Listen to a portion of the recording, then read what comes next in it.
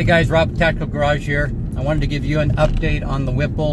I've been driving the Camaro with the Whipple on it for just over 2,500 miles now, and wanted to give you my impressions on it. I'll tell you what, the positive displacement supercharger, the Whipple, is a lot of fun to drive. To have that instant torque that you can put your foot into the throttle anytime you want and feel the power. It's pretty amazing, and is a lot of fun on the street. Some guys think that the positive displacement superchargers have too much torque for the street, and they're actually right. You can't simply just put your foot down onto the throttle and slam your foot down and not expect the tires to spin. And so there is some unusable power there, certainly, but that's what makes it so fun, is that you have that instant torque anytime you want it by just putting down the throttle. I've also taken the car to the track. I have videos on that, so make sure you check those out. First time at the track, I had the car down the track, no problems at all, went straight down the track, 100% stock, except for the drag radials on the back and the Whipple supercharger with the CAN calibration tune supplied by Whipple in DA of over 4,000, and went for 1118 at 123.5 miles per hour. First three runs down the track, 1118, 1117, and 1124, so very consistent there. So I am very pleased with the supercharger, with the Whipple, and the way that it's performing. And I know it has a lot more that it can do here, and I can have a lot more power by making some additional updates.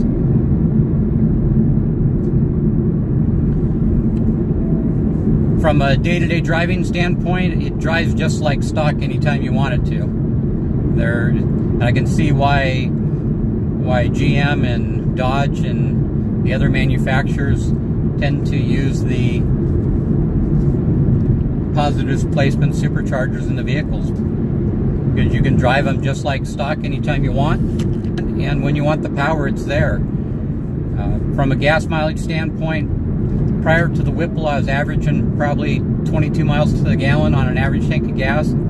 That's just because I do a lot of highway driving back and forth to work. Now I'm getting 19 miles to the gallon, so I've lost, 3 miles to the gallon, and I got all this additional power, and my foot's in the gas a lot more.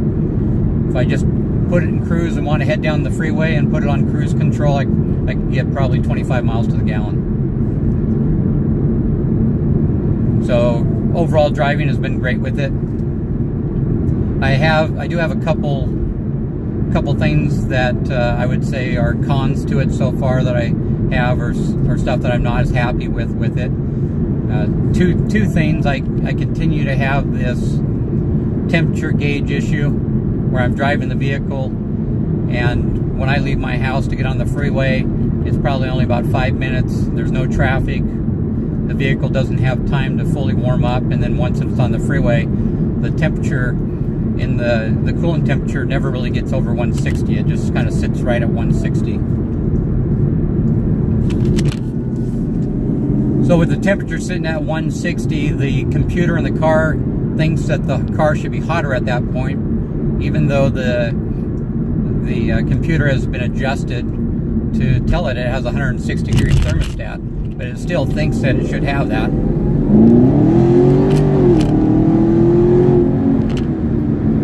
And whenever it sees that, it thinks that for some reason the temperature gauge is not reading properly, and it kicks the computer into some kind of safety mode where it drops the thermostat in the car, pins it down to the bottom, and then also turns off your air conditioning. And to fix that, I have to do a search for the code and then clear the code. And that I'll have a separate video on, and I'll also be getting a custom tune. I'm hoping that once the custom tune's done, that the tuner will be able to figure this out for me and get this tuned out.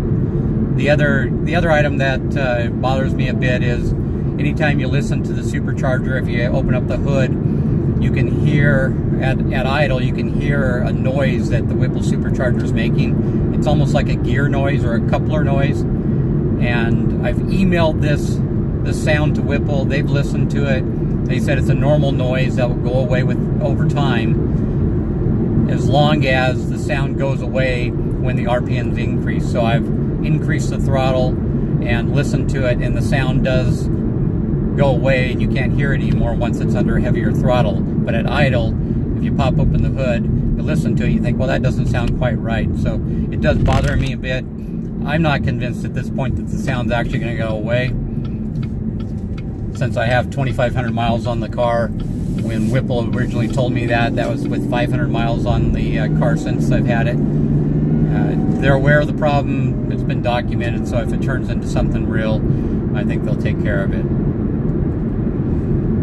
Other than that, I'm completely happy with it. Happy with the power. Happy with the daily driving.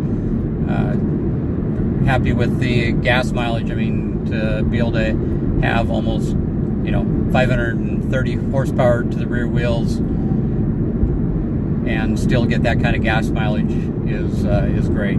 So very happy with it. Like I said, we have some big updates coming to the car. Phase 2 of the Whipple build is about ready to begin. So I encourage you to follow the channel here. Go ahead and subscribe. I'm going to be putting out a lot of content in the next month or so as I do some upgrades, get a custom tune on it, and head back to the track for more stuff. So, as always, guys, subscribe, like, share, all that kind of good stuff. Appreciate you watching. Leave any comments you have down below. Thank you.